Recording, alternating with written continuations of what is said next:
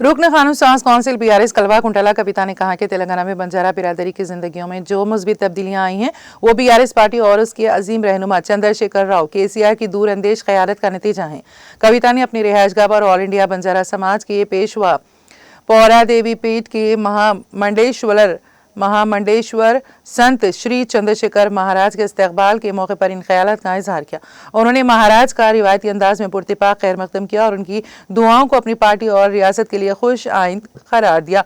कविता ने कहा कि बीआरएस के दौरे हुकूमत में बंजारा बिरादरी की फलाह बहबूद के लिए हर मुमकिन इक़दामात रूबअमल लाए गए थे। तालीम, रोजगार और बुनियादी सहूलियात की फराहमी के लिए केसीआर की क़यादत में इनकलाबी इक़दामात किए गए थे। यही वजह है कि इन इक़दामात के असरात आज बिरादरी की खुद एतमादी और वक़ार में इजाफे के साथ नुमाया तौर पर नजर आते हैं।